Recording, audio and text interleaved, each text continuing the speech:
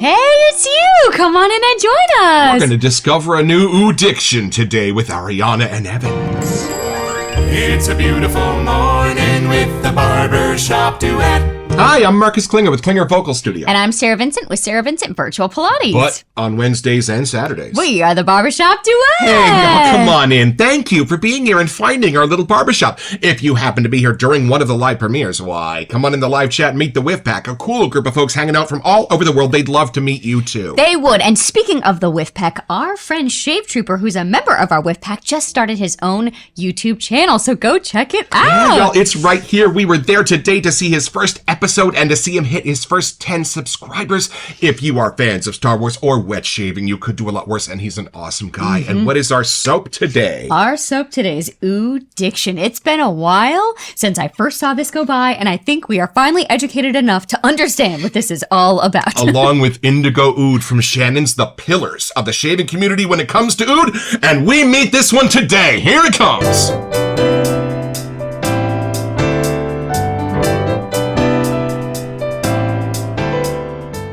All right, y'all, so from the back rooms at shavingshopclub.com. A somewhat gourmand scent from Ariana and Evans. Are you serious? That's how it starts. Oud, all right, well, here we go. Okay. Strap in. There's a brash opening of cinnamon, vanilla, and honey. Well, that's probably why. The combination creates a wonderful accord with the light rose, cinnamon, and honey dominating the early development. It's quite rich at the opening and deserves restraint. Okay, as it develops, the earthy sandalwood, oud, and vanilla warm through the opening spices, and the combination of these notes offers a sweet Middle Eastern-like accord. A touch of saffron and patchouli really sets this nicely. As the VIP members know, I have been working on this scent for about 8 months, and finally ready to unveil it to you. Y'all, I thought this was just going to be oud, but are you kidding me? Honey, tobacco, vanilla, patchouli? Right? Y'all, mysteries and wonders are in store for us today. Let's take it out of the box.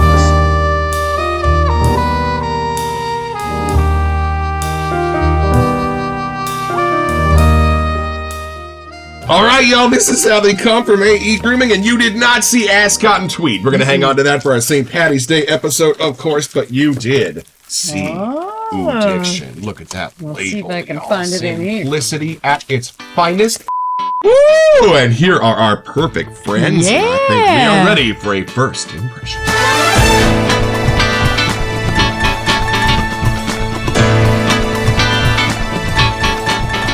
You know, I don't think gourmands like honey and vanilla are things I would immediately put with oud. No. But I am so excited to see how these are going to go together. I'm going to have the first impression. I think you should. All right, you can Let's ask me see some how questions. oud can be done here. Oh, there's your pour, y'all. Beautiful, indicative of maybe some vanilla Right? hiding in there. But knowing Peter's nose, I'm sure it's going to be some magic. Let's see. All right, here we go.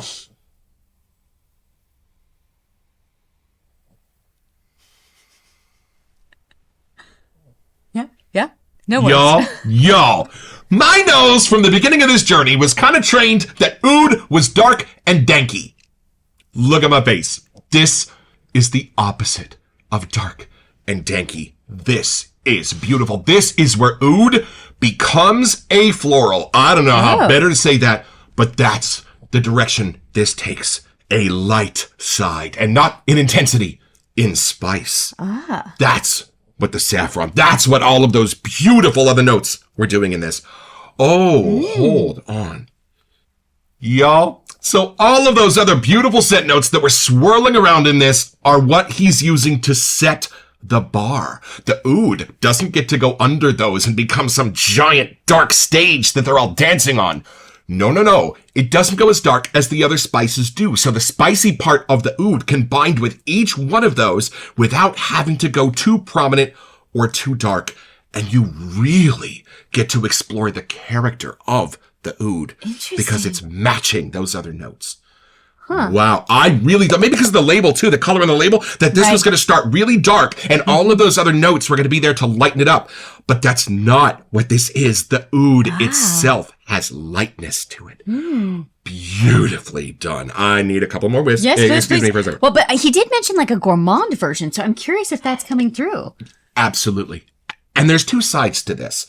There's where oud is becoming light and soapy and floral. I know. I know. And then the other side, where the gourmands are standing there at attention, the vanilla, the honey, to bring comfort, to bring nostalgia, to put you in a place. And could this be a vibe? Wow. Yo, what a beautiful, unexpected hit of clean this is. Hold on. Wow. Whoa. So a whole new side of oud, apparently. I am telling you, and I think that's why these are the bookends, because indigo oud goes dark and danky, and that was our very first introduction to oud. This is the other side, where that was midnight. This is noon. Y'all, this is inspired, because we've got a dozen or so oud soaps, but all of them use the other scent notes to bring out qualities in the oud. This is using the oud to help bring out the character of all of those other scent notes that you know, and discover them in ways that you don't. Wow. Whoa. And somewhere where the tobacco and the oud are coming together is a sense of cinnamon. That's how the darks are being done, so the lights can just stream through the windows. Y'all, beautiful. Without the dark, you can't sense the light, and that's what's happening here. It's just being given as shadow, so the other light scent notes can hold their own against this formidable dance partner. Okay, I want you to take this in. I'm so curious. I'm so charmed by this. So I think at the beginning you mentioned it was more of a vibe. Right. Are you getting it more like masculine, feminine, or is it more like a place? That's the vibe. It's a masculine guy, y'all, but it's not a John Wayne. It's more of your Walt Disney's. It's more of your Tom Hankses. It's more cowbell. That's who this smells like. Okay, I want you to take this in. It is just amazing. Here, I'm curious because I think way back at the beginning, Sully from Shave Migos had reached out and was like, hey, I just got Ouddiction. You should check that out. And I didn't forget, but we finally have. There were a few over the months that have mentioned this one in the comments too on YouTube. So I'm so because we have been so intrigued by oud. Like it is just its own kind of enigma to kind of learn. So and much like tobacco, there is no one oud, y'all. This is very different than what Shannon's using in indigo oud. It's very different than what Douglas is using in oud spice. Right. Y'all, and yet I totally recognize it as oud. All right, see what you get. I'm excited. I think you're going to love this one. Okay. Yeah. Sometimes the oud's more smoky. So I'm very curious, like the idea that it's honey oud. For me, it's more floral and soapy in this character. I'm not sure how, but there you go. Wow. I immediately get what you mean. Okay. If I hadn't have read honey, I think I would have gotten that caramely kind of goldeny color in my mind. Right. I mean, now that I've read it, I know why. And it's funny because after my first whiff, I don't know if I would have known right away it was oud. The way it's here is such a magical kind of revamping. Yep. Not that I know my ouds, but with all the ouds that we've had, it really is a different type of oud. So I get the gourmandy side. I also get that it could be like my brain almost got it like a caramely colored woodsy side. I for sure get caramel in that. Yeah, it not necessarily want to take a bite of, No. but I know it's on the sweeter, more attractive side, if that makes sense. So I'm guessing that's the honey. I think in aftershaves from like the 40s, 50s, 60s, 70s, and 80s, when they had a gourmand in them, it wasn't so you could recognize them as a mama, but it was just so they could give you a sense of comfort and something in your memory that goes, oh, I know that, and I love that. I think it mentions something like a little bit more of an oriental side. Right. And I am getting that, but I the spice somehow. So I don't know if it's the saffron mixing with the oud. There's something in here in the middle that does add almost like a warm kind of comforting side to the oud. So it really makes me feel like almost, it's not a false scent. It could be, but it's almost that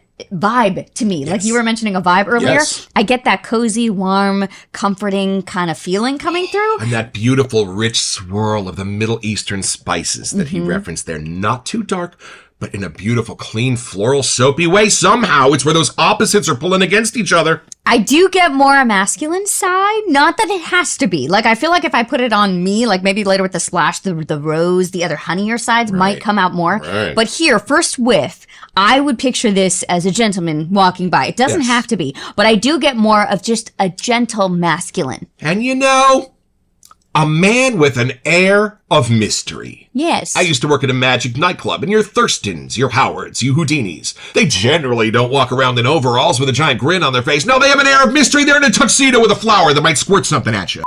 The darks, the purples, the shadows. If you've ever been to the Magic Castle in Hollywood, y'all, this is pretty much what it feels like to be there. And when you walk in, I was behind a dude who parked a Lamborghini out front. He was in a fabulous Armani sweater, and he was not in a jacket and tie. he got turned away, and he was not taking no for an answer. Until he turned around and realized that in this tiny room where they greet you, there are no other doors. There was no way for him to barge in to the magic castle. So he tucked his tail between his legs and he left. And I stepped up to the maitre d' in my jacket and tie, because you can bet I was going to follow the rules on this night. And she said a magic word, and the bookcase behind me went whoosh and opened. That's how you keep out the riffraff. It's interesting. I almost get like a velvety color in mind. So, like sometimes when you see honey, it kind of sparkles and it has those little ambery hues. I really get, like when you rub your hand on velvet one way and then the other way and it changes colors. Like there's something in this that kind of morphs in front of your whiff. Like I don't know how, but it's a dynamic whiff. Right. Even though it says honey oud, there's a lot of tug of war in between. It is not just honey and oud. And you almost sense the oud as floral or soapy somehow before it engages with the gourmands. It's funny. My brain still has such a hard time. I think because I'm trying to find the oud, that I'm also having a hard time finding it. So if I look for the other stuff around it, I know it's there, but it's interesting. Sometimes when you want that like keynote to take you in, I thought it was going to be the oud. For me, it's not. I have to smell for the honey and get around the corner, and then I can end up more on the oudy spicy side. That's it. And I have it on good authority that there are a list of scent notes. And back to the sales page at shavingshopclub.com. All right, we start off with bergamot, and I really think that tells you this is a lighter side to a scent. It's not the deeper oud. It starts off with bergamot, then it goes into honey, then you see the oud. So those bring you in on that lighter train already. You know what this is doing for me? This is almost like if Peter went back and had to reinvent what a churchy incense smells like without having to infringe at all on what's been done before. This could be a very new, very clean, very spicy type of incense. And I'm loving this because the next one is Rose and Tobacco Absolute. Oh, I love how those are coming together. And then this is where some of the spice jumps in. The saffron into the sandalwood. That adds a little of that creamy kind of honeyed color in my mind. Then vanilla next to patchouli. So that's sweeter. And then again, a different spice side. And you know what? Generally on a list of scent notes, I can see where this would click with this would click with this would click with this. And then all three of those little new groups would all click together. I'm looking at this list going, okay, hold on. What are the best friends in this? Right. And there aren't any. Every single scent note in this entire list can draw a line to all of the others and back again. So each one is creating their own partnership with each other, which is why when my brain senses this, it shows me that ballroom at the end of The Shining where everybody's just having a good time. Well, sort of. I'm actually very curious to see how this lathers up because those scent notes, like you said, all interact. But then when you add a little bougie, things could get fun. And this is a little bougie. This is our little bougie stick from Amazon.com. We use it for scooping out our soaps. And this is my aquamarine bowl from Captain's Choice, my very first copper bowl. I love this thing, y'all. I'm just going to push the soap into the ridges of this bowl so it makes a smooth surface so that my brush doesn't pull up any chunks as it's making the beginning of its lather. And then this is the vertical bloom of the soap. We're just going to wet the bowl, wet the soap, give the bristles a little bit of moisture to start off their journey with, and then we're going to let it hang out in the bottom of the bowl while we introduce the soap to the bristles. And this is my retro shaving brush. It was a gift from Peter and Talia at the beginning of our journey. Thank you guys. An amazing brush. I love the feel in my hand. And this is a Badger knot and one of the best I have ever experienced. Because watch this, y'all. We're just going to go forward. We're going to go backward. And the bristles are going to start sopping up that soap into the middle of them. And then we're going to rotate the brush. A patented Barbershop Duet. Move about 25%. Give those round bristles a new orientation to come with the soap. And then, why not? Do it again. Rotate the brush about 25%. And go forwards, go backwards, push down, see what the backbone has to say. And then, y'all, look at this. Most of the soap is gone from those ridges because it's all hiding in here among the trees. And then we're going to go down and get that water. And then it's all in the wrist. We're going to go round and round. And look at this. A beautiful lather.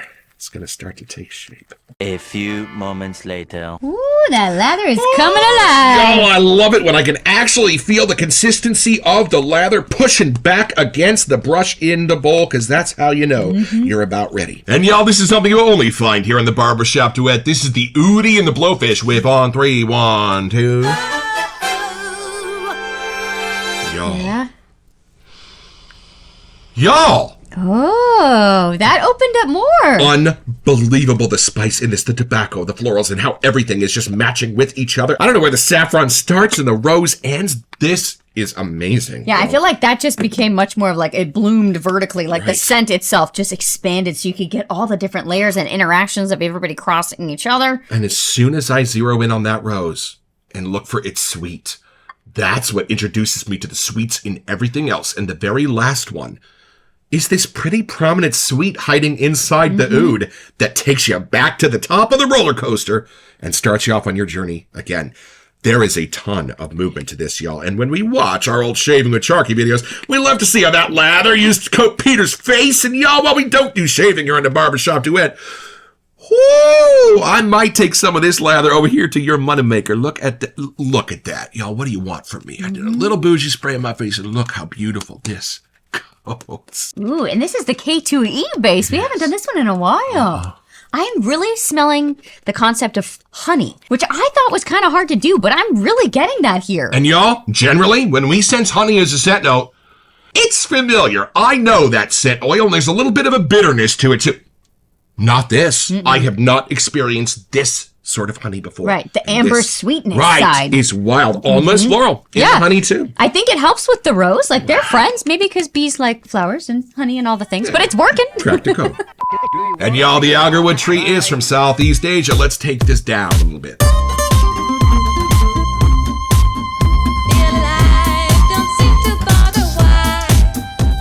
I do want to mention, now that we've lathered this up, I don't get as much masculine. It kind of got a little more floral and brighter and sweeter. Like, not that it couldn't be, but I really would wear it more after smelling it in the lather. And one thing that your girl here noticed was that cinnamon, while listed in the description, was not a scent note. Y'all, I think the way the oud, the honey, the vanilla, the tobacco are coming together are creating that sense of cinnamon. Because I don't sense it the way I did in the toothpicks. I don't sense it in the way I do in any of our other shave soaps. It's being built in a new way, and I don't even feel that familiar cinnamon little twinge on my face. I think he did something different here, y'all. And imagine how beautiful and connective the smell of cinnamon is, and it's been done in a new way. Well, kind of like I said earlier, the same way he's reinvented that smell of incense. He's reinvented the smell of cinnamon. He's reinvented the smell of cologne. And this is astonishing. I think the cinnamon and the saffron, like, they're both like balancing each other out. Right. Where sometimes cinnamon can a little bright reddish in mind, or the Yeah. saffron can get a little too opinionated. I think they're kind of balancing themselves out. Right. I haven't been this excited for a splash in a while, because I am absolutely loving this. I might accidentally spill on the dog, but that might not be a bad thing. Oh, wow. Okay. There's a lot more interacting here. Shut up. What are you getting? Hold on. We're just going to go right Yeah. to it. Because I think there's once this dry down hits, we might have a whole new experience. I want to go to there. Hold on. Hold on. Okay, here we go. Whoa, sweeter. Yeah. Creamier. Is that sandalwood? Something. Fruitier, more vanilla-ish. Yeah. Woo! Okay, now I'm not getting masculine or feminine at all. I'm back to the vibe side. Where's it taking you? I really feel like I'm at like a speakeasy kind of hidden loungy. Like, there's velvet around me. You don't have to be dressed up to be there, but it is a fun place to be. Like, if you were going to plan something to hang out with your buddies on the weekend where you don't have to stress about it, you're just going to hang out and have a good time. You can even play board games. I don't care. There's something fun about this scent. This is a loft in Manhattan. Yeah. I was ready for a ghost story. I was ready for this to go rich and dark and deep. And it didn't. It went light and friendly and adventurous. I almost got the sense of like a safe adventure. So, you know how at Disneyland you are kind of getting into Indiana Jones Jeep. You are going to go do some crazy stuff, but you're totally safe in a Disney Strapped park. in. That's somehow what this feels like. An amazing journey for the nose, the skin, the imagination, but a totally safe and jovial feeling underneath all of it. There's a sense of fun in this. It is. Okay, if you had to make oud fun and a really crowd pleasing in like a new, fun, different experience, like it almost could be an escape room. It could be like a Harry Potter library. I feel like I'm just on an adventure. I wonder if Peter has done something almost impossible that has been whispered about in the fragrance world for decades. Yeah. Can you actually make oud a gourmand? That is how they started the sales page. Y'all, that's what I think might have been done here. Yeah. And hold on, mission accomplished. Imagine surrounding oud with the absolute perfect balance to make your body want to go mum. That's this. I think at the end of the whiff, that vanilla side is really coming through in a fun way. Like, you have to take the journey going from like the honey to the spices through the oud, and then at the end, that sweet is a nice little finisher. It's almost kind of a spicy, beigey vanilla even. You getting that too? I am. Okay, I get like much more of the lighter sides of oud, but I feel like this is a scent you'd want to start for like some afternoon fun, knowing your day was just going to keep getting better. I'm going to say it. Yeah? It has such a new character. It has such an unexpected and yet surprising, thrilling, beguiling character. This is our 5th masterpiece of 2025, y'all. It is here, Ouddiction by Ariana and Evans, joining Brooklyn from Ariana and Evans in that masterpiece collection list, y'all. Yeah. Absolutely deserving, and I will be going to this with every time I pass our shaved end for the next 50 years. I would not be surprised if the EDP shows up either, because clearly we're going to need to experience this for a long period. Are you kidding me? Absolutely. And last thought, y'all, that rose is standing in as the solitary floral. And yet, absolutely all this needs to be a perfect balance. It's adding things to the oud. It's adding things to the gourmands. And it is sitting there in such a real character. I feel like we're in my grandmother's garden. There's something about that dried leaf tobacco absolute side mixing in with all of the other fun components. Like, I feel like this scent is really just a constant journey. Like, you really can just, like, depending on how you're looking at it, you're going to get different sides. And I don't think you're ever going to get bored. Wow. Just saying. And that's a good point. Y'all, when I'm taking these in, I just keep wanting more and more and more. There is nothing here that's going to get pokey on your shoulder as the day progresses. It's just all going to settle into this sense of comfort. And you know how every once in a while you smell a whiff of smoke and you wonder what in the world is burning because of how beautiful that smoke smells? That's this. So it's pretty simple, y'all. Just be Harry Blackstone performing in Chicago in the early 1900s with a rose on your lapel. Well, they're going to come tell you that the outside of the theater just caught on fire and you have got about 5 minutes to evacuate before everyone in here perishes. You're going to take center stage and say, ladies and gentlemen, for my next illusion, I'm going to vanish a large African elephant. However, this stage cannot accommodate it. Please file out into the street in a calm and orderly manner where the show will conclude. He saved them all and he got his own. So head over to aegrooming.com or shavingshopclub.com to find this and a bunch of other stuff I want.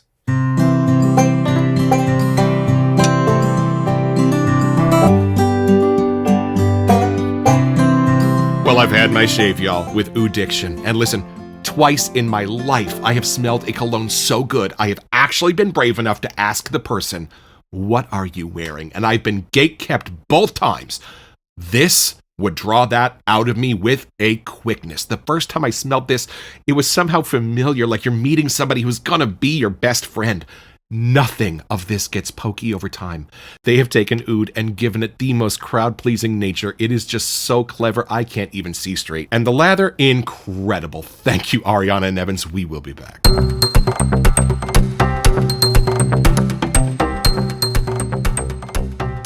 Welcome to Messages. So for our February giveaway, we wanted to give you a chance to get a $20 gift card to Phoenix Artisan Accoutrement. Yeah, y'all, and all you have to do to be eligible for this giveaway is send us an email here to WeSentYou at thebarbershopduet.com so that we can get back to you. It's the only way we communicate about our giveaways. And then check back here on our first March episode to see if you are our lucky winner. Best of luck. You know how sometimes a scent is so good that even though you've never smelled it before, when you first smell it, it's familiar. I don't know how to better say that. I think it's something a little ethereal, but y'all, I sort of recognized this when I first smelled it, and I have never smelled anything like That's this happened to me before. a few times too. You don't know why and you can't place it, but I think that's part of it. Like it just it sinks into your soul somehow. Those are the masterpieces, y'all. Those are the ones that, as Stephen King said, that idea comes out of the ground unharmed, left for us by some vast, wise civilization now gone for us to find and enjoy. And boy, is this a perfect balance. So we're still on our journey to try and even comprehend oud.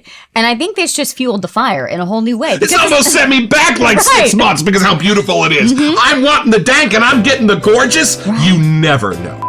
It is totally different than any of the other ouds we've had so far. Well, yo, when I reached out to the brethren about John Frum and I said there's a fecal note, was it weird that the first thing we said was clean? And they said, nope, mysteries and wonders here in the shaving world, and we are here for all of it. Don't forget your next appointment with the Barbershop Duet. You will smell better just watching this.